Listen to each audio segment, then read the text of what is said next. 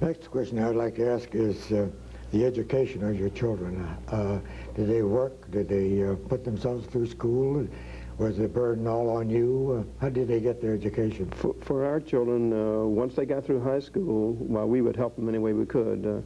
Their college and their professional degrees were their responsibility. We help them any way we can, but as a matter of fact, they've either got to win a scholarship or they've got to obtain jobs to get those. So they were well made aware of that they had to help themselves. Absolutely. How about you, Pat? Well, we started out at home. My husband was working for a publishing company in Milwaukee, and he brought home some Montessori books. This was way back when it was just beginning to become popular again in the States. And we both got very interested in Montessori, so I taught all the kids Montessori in the home, and then they taught each other. And the big thing was we wanted them to get love of learning, which I think they did. So then, as far as financial costs, with my husband teaching at a university, they were all offered tuition free for college. And if they opted to go somewhere else, if they got a scholarship or wanted to take a loan or something, they did. We basically couldn't help them too much at the college level. Getting them through high school, because we kept them in the Catholic school system, we helped with that. But on the other hand, some of them won scholarships. My husband even would teach part-time at the Catholic high schools in exchange for part of the tuition, that kind of thing. And then in graduate school or professional level, we're completely on their own. And the ones that have opted, they have worked on it themselves, worked different jobs. And we would love to be in a financial situation to help them, but there just was no way we could, and they knew that. But just their own incentive and inventiveness, usually they're able to work it out somehow. That seems to be typical in large families where they have to help themselves. Damian, how about you? Well, we were in a somewhat of a unique situation. I'm also in teaching, and very early after our first children started school, it was a Catholic school, I saw very quickly that more damage was being done than good.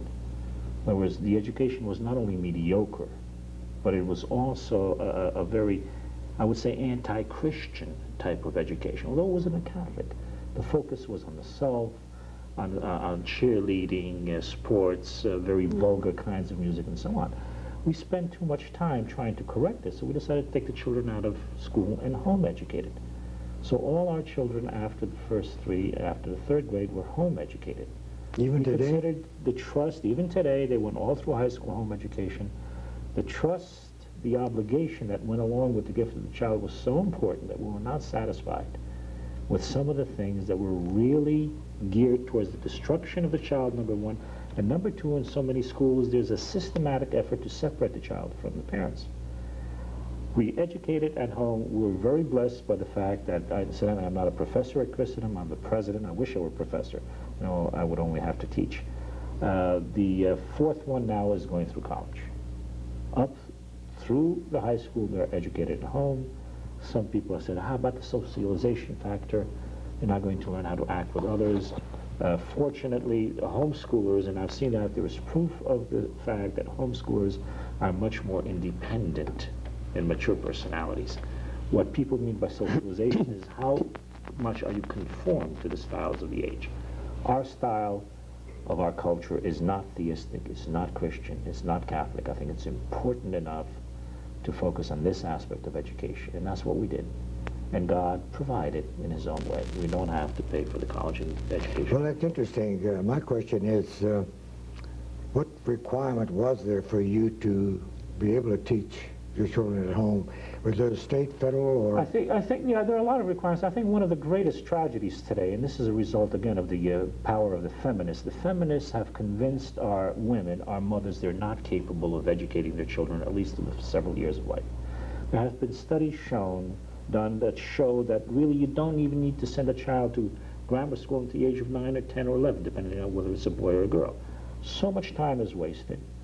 Are women who are capable of teaching children at home better than anybody else, because the child has to trust his mother, have been bamboozled to think that they're not capable of educating their children. And I think this is the tragedy. We're talking about women's liberation, but the area where they should be most liberated, they're oppressed by the feminists, who teach the mothers that the most unimportant profession in life is to be a mother. whereas what used to be known as the world's second oldest profession now is glamorous. In other words, they're teaching our women to prostitute themselves, whereas that very sacred and wonderful vocation of being a mother. And there could be nothing, I think, my wife has told me that often, there can be no greater joy than seeing your child blossom, to bring it into the world, to know that God entrusted it to you, and to see it blossom in goodness. Whereas most of our children are destroyed by these schools. So in that sense, yes, there are requirements, but the response, my response to the state was, I'll educate my children and I'll put my children on the stand against any of your teachers, and you will be embarrassed. And they left us alone.